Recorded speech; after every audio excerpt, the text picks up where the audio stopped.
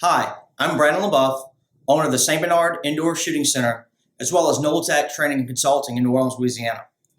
In this installment of our Louisiana Concealed Handgun Permit Instructor Development Series, I want to talk to you about the application process and what are we telling our students about the application process as it stands today. Of course, these things are in a constant state of flux as new technologies come out and the state in general realizes that it's not 1985 anymore. So one of the big developments in the last year or so has been the move to an online application process.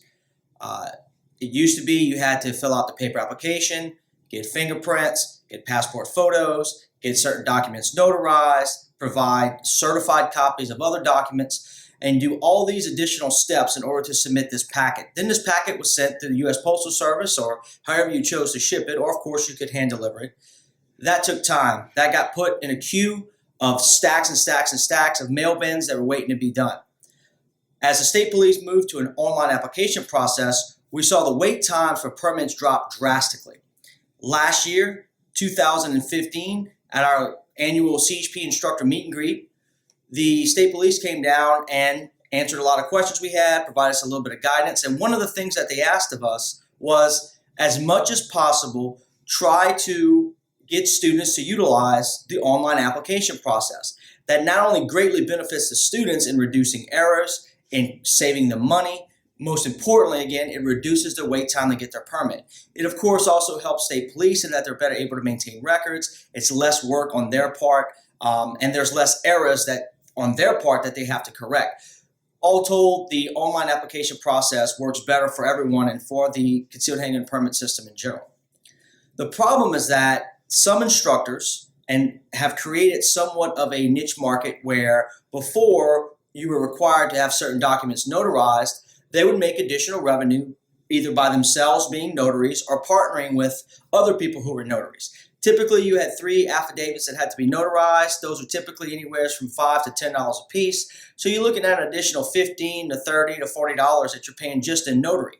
When you do it online, none of that's necessary because you're providing an electronic signature, which is essentially you're electronically signing that affidavit. So by doing it online and promoting that your students do it online, number one, they're saving anywhere, again, from $15 to $30 right off the top. Number two, they don't have the time and expense of going seek out a notary and do that extra hurdle. There's less paperwork they have to fill out themselves. Also, when they do it online, they don't have to get certified copies of their court minutes or final dispositions. They just simply have to upload a true copy of it. As little as we can have them sending documents and paper into state police, the less clutter that they have to deal with and the more streamlined the process becomes, which means less errors and quicker response times, quicker permits in the mail. I consider it an ethical issue, but again, everyone runs their business differently.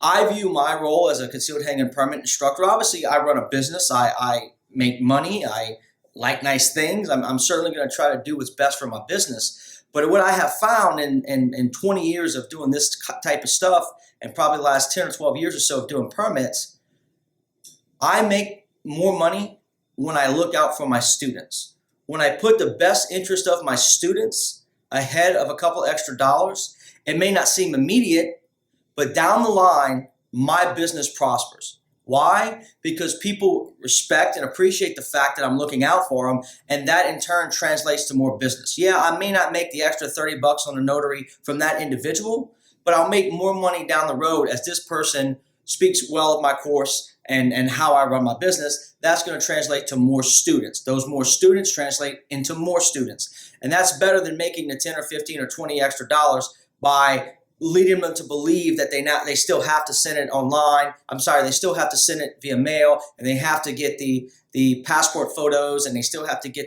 none of that's true. Can they still do that? Absolutely. I can't see a reason why. Anyone can get access to computers anywhere. It's public libraries. You should be offering that, in my opinion. as my recommendation, you should be offering as a service to your students. If you have someone who's not very computer savvy or maybe doesn't, for financial reasons, doesn't have access to a computer, you should be saying, hey, come by, let's set up a time, I'll help you fill out your application. That's the type of stuff that really endears customers to you and has them go forth and relay that to other people. That is worth its weight in gold. So just remember, they do not have to do it on paper.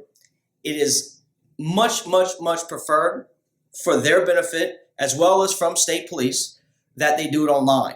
Again, this process may change. It may become easier online. When they do it online, make sure they understand that they also have to pay for it online. Everything, when you do it online, everything is done online with the exception, of course, of the fingerprints. What I recommend to my students, you finish the class, you go home, you fill out the application. Once the application you've gotten the email saying that the application has been accepted, that means your background process is ready to begin. Now immediately go and get fingerprint. What I recommend heavily, heavily, heavily to all of my students and what LSP would prefer is that they actually take the trip to Baton Rouge and do it there.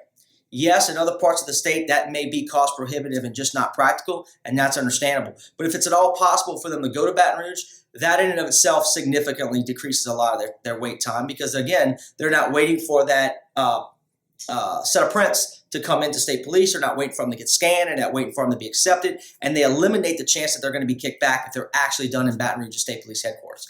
Make sure they understand it has to be Baton Rouge State Police Headquarters. They can't go to their local troop.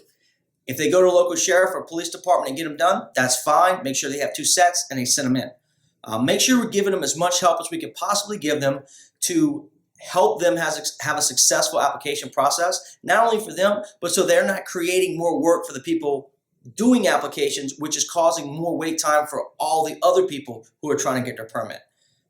As instructors, we should be the only person they contact. If they have any question at all about the application process, they should call you first. If you do not 100% know the answer to that question, then what I recommend you do is first, if you're not already a member, become one, but go to the Facebook group, Louisiana CHP Instructors, and pose the question there. If for some reason you're not satisfied with the question you get there, then you, as an instructor, contact state police and get an answer from them, which you will probably find is the same thing you got from the group. Then you relay that information back to your student. Why? First off, it educates you. It now eliminates the amount of people that have to contact state police. So now when you're asked that question again, you can give an honest answer because now you understand it and you know it and you've been advised. It also eliminates your 1, 2, 3, 5, 20 students from calling state police and once again, making someone stop working on an application to answer the phone, which hurts everyone. State police does a tremendous amount of work. Those people that work on CHPs up there are probably the only positive thing that we could say about much of our government bureaucracy, even in the state. They really do bust their tail and try to do a great job. What I recommend you do is, on top of becoming a member to the Facebook group, which is free, but it's a wealth of knowledge from over 220, almost 250 instructors at this point. Also try to make our yearly meet and greet, which this year will be in July.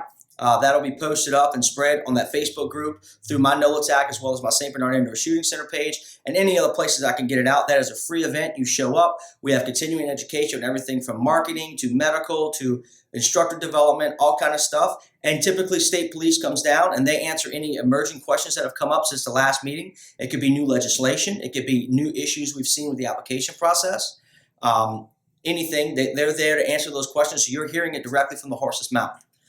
Also, what I would recommend you do is get on YouTube and search Louisiana CHP application process. One of our instructors, Eric Kuyper, created a phenomenal tutorial on video on step by step how to fill out the application. I recommend that as an instructor, if you're new, you sit down and watch that video so you understand how that application process works, and then also make it available through your PowerPoint or handout or whatever to your students so that they have a resource when they get home to help them fill out that application. Eric did a phenomenal job of putting that together, and it's become a resource for most of the instructors who are actively teaching.